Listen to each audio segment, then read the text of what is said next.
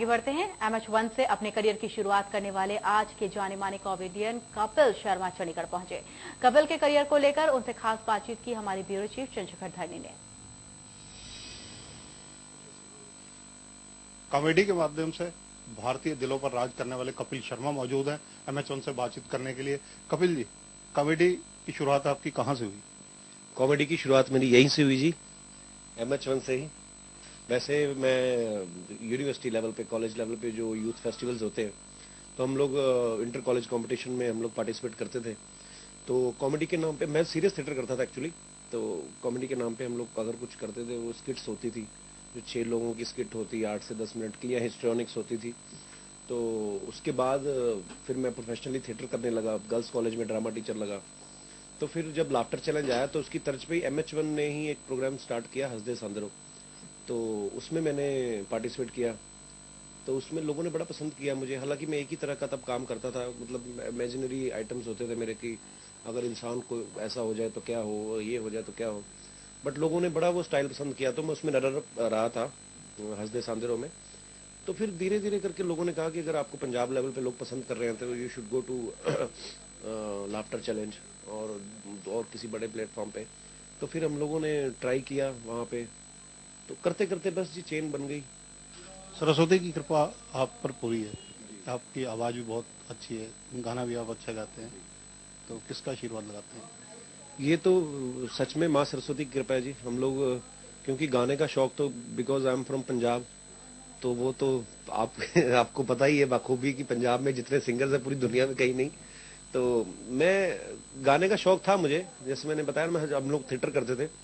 तो थिएटर में क्या हम लोग करते थे कि खुद एक्टिंग भी करनी, इंस्ट्रूमेंट प्ले करने, गाना, क्योंकि एक थिएटर आर्टिस्ट के लिए ये सब चीजें करना बड़ा जरूरी होता है। तो ये सब कुछ करता था। फिर मैं प्रोफेशनली सिंगर्स के साथ जाना, थोड़ा कोरस कर लिया, या स्टार्टिंग में 1-2 गाने गा लिए किसी सिंगर्स के साथ, तो वो सब चलता था। बस धीरे धीरे करके एक शौक था मुझे, लेकिन वो मेरा शौक पूरा किया जी टीवी ने। जब मैं सिंगर बनना चाहता था तब नहीं बन पाया, बिकॉज हमारे पास सोर्सेज नहीं थे तब। आपको पता है कि आप कभी भी आप किसी म्यूजिक कंपनी के पास जाओ तो वो लोग खुद आपको बोलते हैं कि आप मास्टर बनाओ, पूरी प्रोडक्शन खुद करो, फिर हम लोग रिलीज करेंगे। एड तक के पैसे भी आजकल आर्टिस्ट देते हैं। तो मेरे पास वैसा नहीं था, मुझे वैसा भी नहीं सिंगर बनने की पड़ी हुई थी कि मैं, क्योंकि वैसे भी घर पे कुछ वैसी कंडीशन नहीं थी कि हम लोग लाखों रुपए खर्च कर सकें। तो जब मैं कॉमेडी फील्ड में आ गया, जब एज ए कॉमेडियन लोग मुझे पहचानने लगे, तो जी टीवी ने एक सेलेब सिंगिंग शो शुरू किया, जिसमें जो टीवी आर्टिस्ट हैं जिनको शौक है गाने का, तो उनको लेकर उन्होंने एक प्रोग्राम बनाया, स्टार या रॉक स्टार। फिर मैंने उसमें पार्टिसिपेट किया, तो तब मुझे पैसे भी मिले। तो एज ए सिंगर मेरी ख्वाहिश भी पूरी हो गई।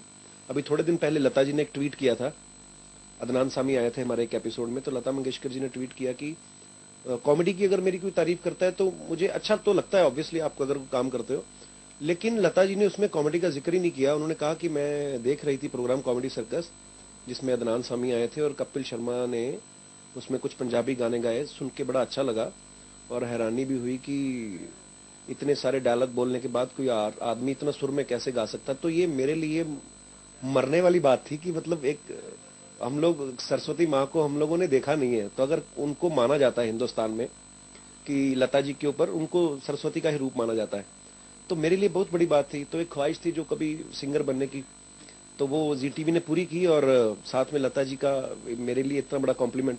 सो I am feeling blessed. Sanjay Dutt आजकल मुसीबतों में, बतौर अदाकार, कलाकार, आपकी क्या उनके प्रति सहानुभूति है? देखिए, जब भी कोई देश में कोई ऐसी चीज होती है तो हम कलाकारों को हमेशा प्रेस वाले पूछते हैं कि आपका इसके बारे में क्या ओपिनियन है। जैसे अभी किसी क्रिमिनल को कोई सजा होती है तो हमारा हर एक के बारे में एक ओपिनियन रहता है।